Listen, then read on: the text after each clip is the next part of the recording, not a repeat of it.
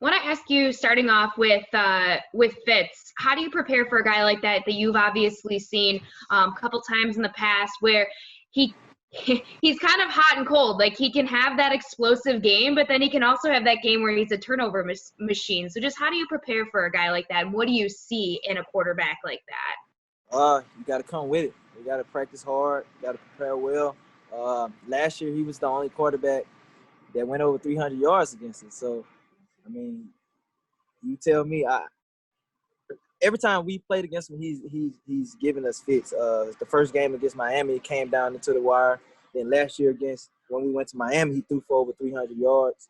And so I think that we got to play team total defense, and we're going to have to run to the ball and communicate well to have a great game. So I think that today we had a great practice, a great first step, and I think if we continue to do that, we'll be fine come Sunday. What else do you see from their offense? I know against New England they had trouble establishing the run, but what else do you see from this Miami offense? Big receivers. They got a ton of speed, and they got a guy behind and Fitzpatrick that can take over games. And it's nothing that he hadn't seen. He pretty much know what you're going to be in. So it's just going to have to come down to execution and having a little bit of luck and see if the football can come our way. Thanks, Trey. I appreciate it. Hey, Trey. They say Maddie G is next. Stop. You are about to face a couple teams that have some really good corners. This week you've got Byron Jones, Xavier Howard. Next week it's Jalen Ramsey, and I know you're not playing against them, but there's going to be some premier corners in these next couple matchups. What do you think makes an elite corner in the league nowadays, Trey? You being one.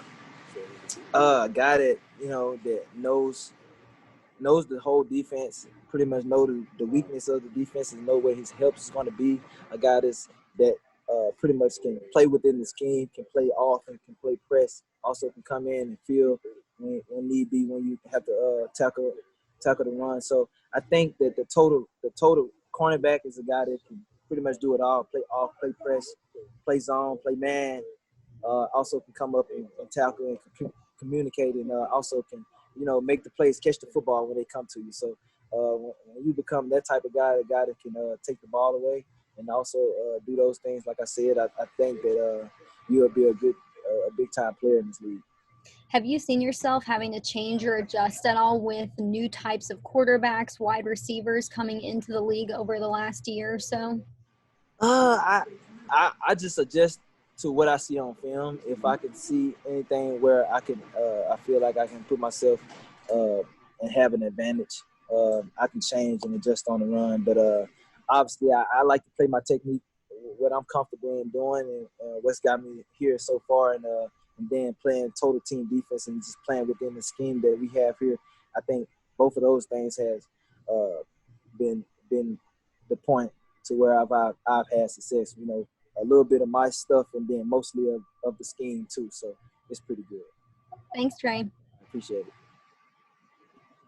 Hey, Trey, how you doing? What's up, man? How you doing? Hey, good. There's a lot of high energy guys on this team. How can you guys keep up the energy? It's your first road trip, like throughout the game. What's your mentality going into that?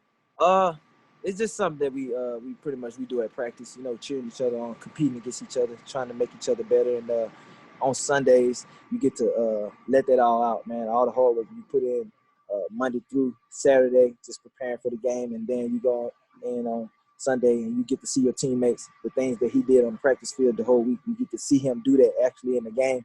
That's exciting. So that's why that's why we keep the energy up. That's why we cheer for each other, because we've seen it all week in and week out. And all week throughout practice and throughout the preparation status.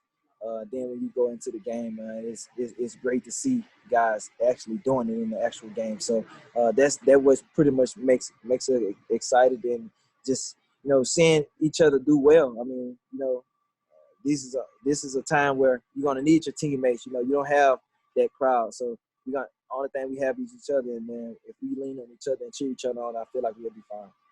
Definitely. Are you worried about going down to Miami at all?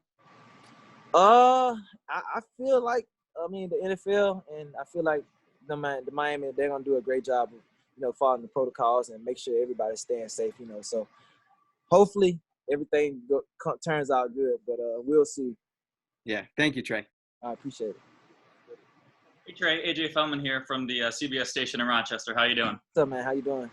I'm doing good. You talk about energy. You're going up against Shaq Lawson, a former teammate who definitely brings a lot of that energy. What are you looking forward to in playing against him for the first time on the other team?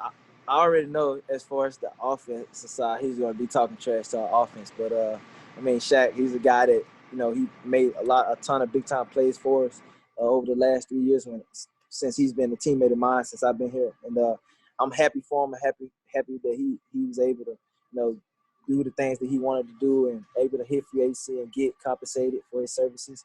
But come Sunday, hopefully he don't make no big plays against our offense. But it's going to be good to see him. But I wish him all the best and continue to have a great year. All right, thank you. I appreciate it.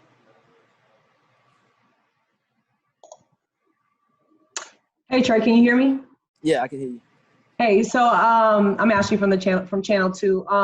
Are you at this point excited to have fans in the stadium? Obviously, you guys did well without it. So do you feel like you need the fans? And I know you say you're hoping that everyone follows the protocol, but at this point, do you want them there?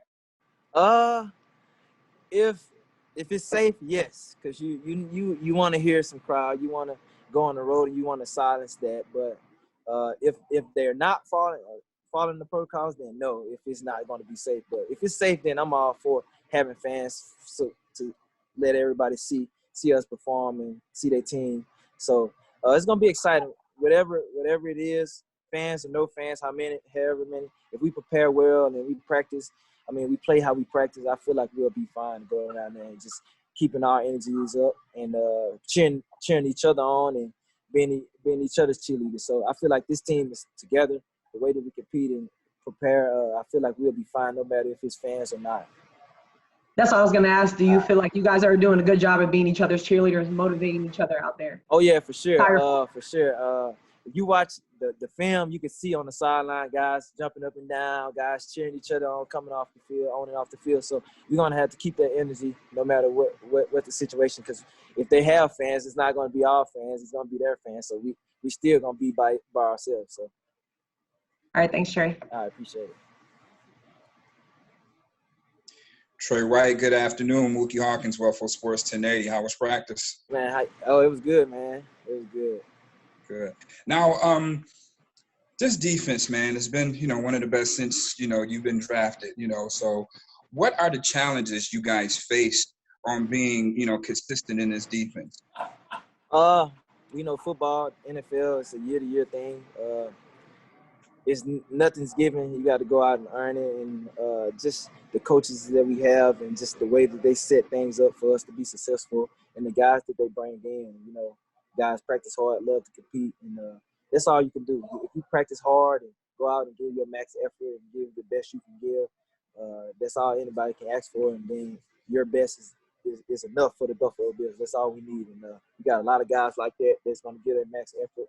And that's what leads to our success, man. A lot of selfless guys going out and just believing in the scheme and just doing their job.